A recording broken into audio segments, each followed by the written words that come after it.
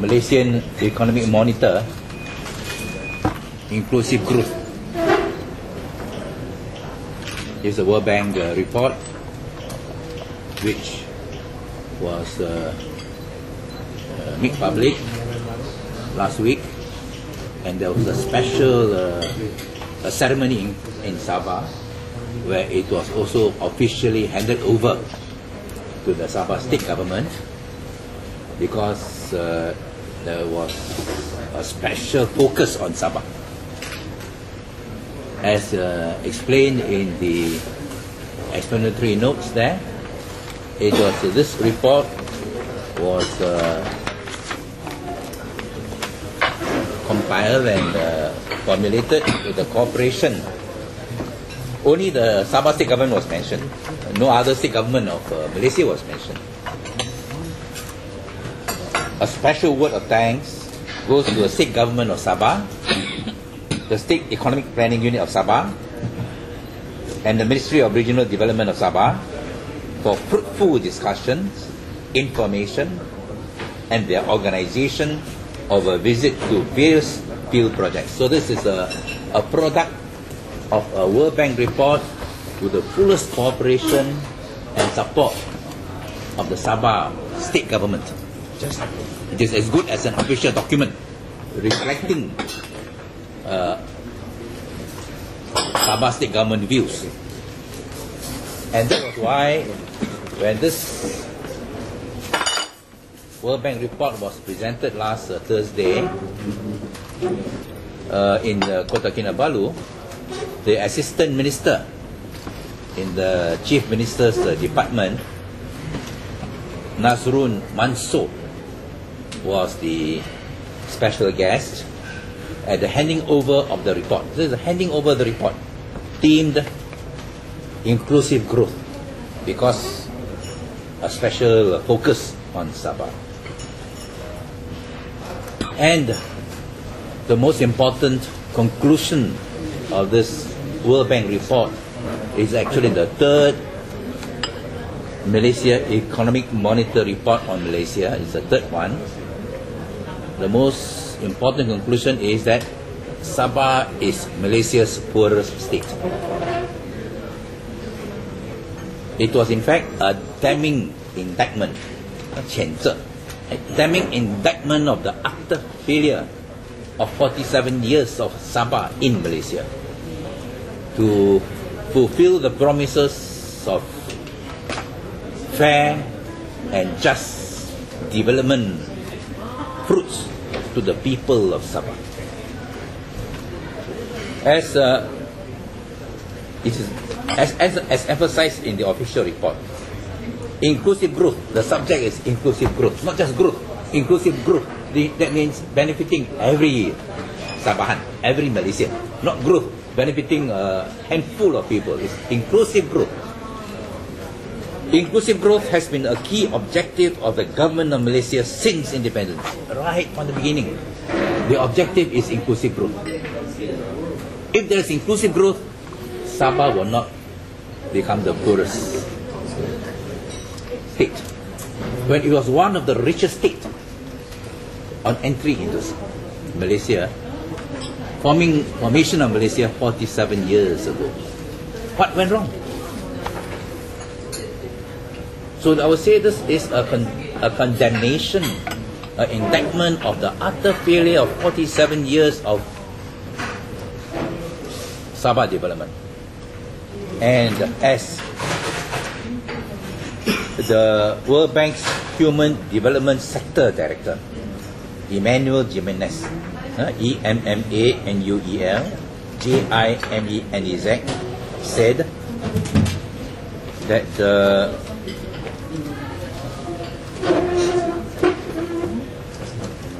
Sabah is not only the poorest state in Malaysia, it's likely to stay that way for a considerable length of time, given current efforts in poverty eradication. It's not only the poorest, it will continue to be the poorest. Continue the poorest, unless there is a total change in policies. The bottom line is that economic planning in Sabah has not been for inclusive growth. There is growth, but not inclusive growth, not balanced, fair, equitable, sustainable development for all Sabahans. And this is what Jimenez said. Although efforts by the government have somewhat lessened poverty, it is still not enough. The MEM, that is the Malaysian Economic Monitor, that is the World Bank report, shows that Sabahans continue to struggle to make ends meet. This is more evident in the outskirts of the town.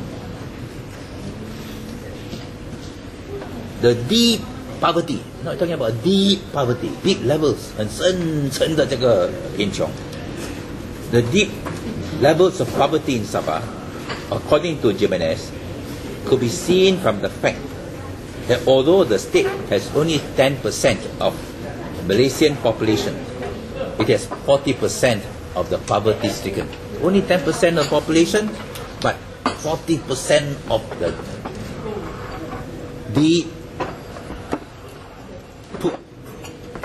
poor comes from Sabah.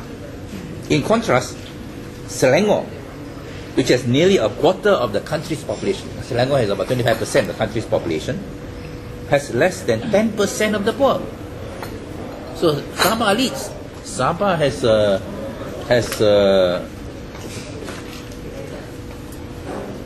10% of the population, 40% of the most poor. Selangor has 25% population, less than 10% of the most poor. I mean, what type of development is this? Is the report card after 47 years. The report card is one of utter failure. Not that there is no development. There is a lot of development. A lot of wealth. Oil, timber, rubber, palm, cocoa, and everything. What happened? This report tried to, the Malaysia Economic Monitor, inclusive growth, of course, make various recommendations and proposals. I think there is one thing which it omitted, one big gap in this report, which it failed to really focus on the one important reason why Sabah has failed in ensuring inclusive growth in the last 47 years is because of the great problem of corruption, of the leakage of development funds, not to benefit the people on the ground, but they were hijacked, siphoned off to create a new class of the rich. Before I come to that, in this report, it mentioned about the poor, that the poorest in Sabah are the Rungus in the north, Orang Sungai in the east, and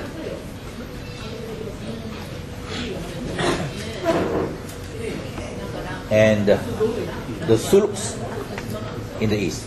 The Rungus, Orang Sungai, the Suluks in Sabah. And you have this chart here. Before this, you see? This is from the report.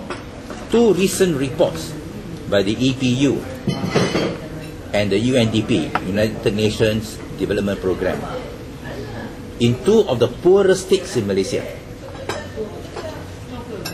This is a study in 2010.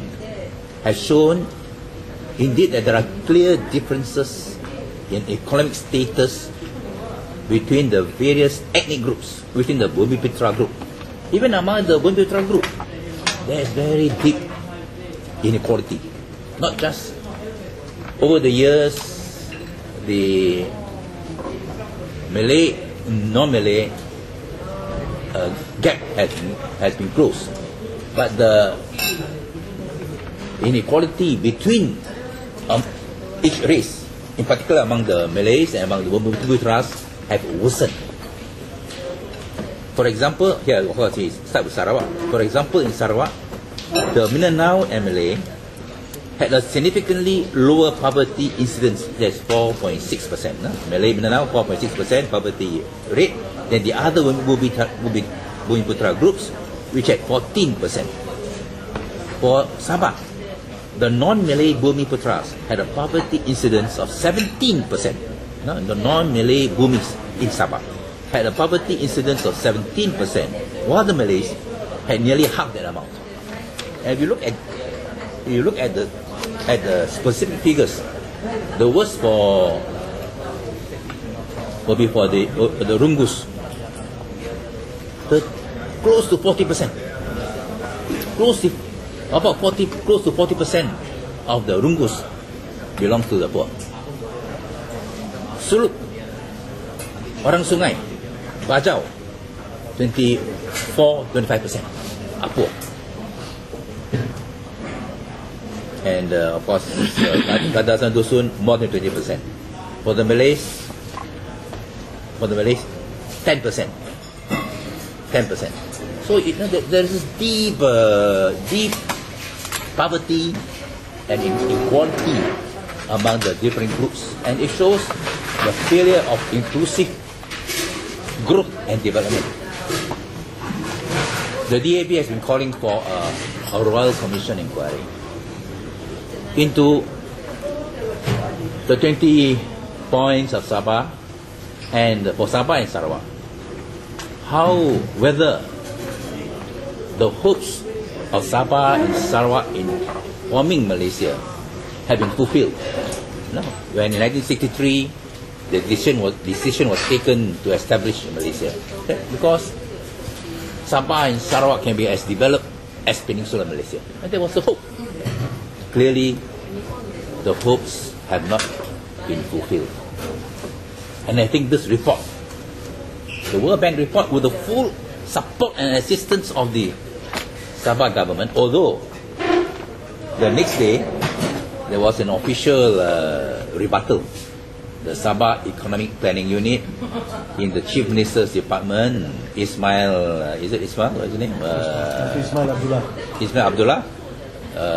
Disclaimed that disputed the World Bank report, but that was after the Assistant Minister had attended and thanked the World Bank. See what did Nasrun say? Nasrun praised the World Bank for accurately identifying poverty and regional disparity as the main critical issues concerning Sabah. Next day, EPU Director Ismail Abdullah. No, he doesn't agree. Then the Assistant Minister must be sacked. Either the Assistant Minister must be sacked or Ismail Abdullah must be sacked. One of them must be sacked. Both of them cannot remain. One of them is telling a lie. One of them is telling an untruth. Nasrun disclosed that the MEM, this is MEM, Malaysia Economic Monitor, the World Bank report, was put together with input from Sabah, which was visited with the World Bank team several months ago. We are fortunate to have access to the World Bank's vast expertise in addressing issues of poverty, regional disparity, and inclusive growth. They can advise us in taking a holistic approach towards addressing these problems. So you have a Assistant Minister in the Chief Minister's Department officially expressing appreciation for this World Bank report. Next day you have the EPU Director dissociating. I mean, this is most disgraceful. And I think this shows that the Chief Minister of Sabah, Musa, is not being sincere. In any event, I think this World Bank report has strengthened the call of the DAP for a Royal Commission inquiry into Sabah and Sarawak for the 8 years. Why is it Sabah becoming poorer and poorer? The people of Sabah becoming poorer and poorer. Although there's a small group of people becoming richer and richer. There is no doubt that if this Malaysian Economic Monitor World Bank report had been really comprehensive, including a chapter on corruption, where all the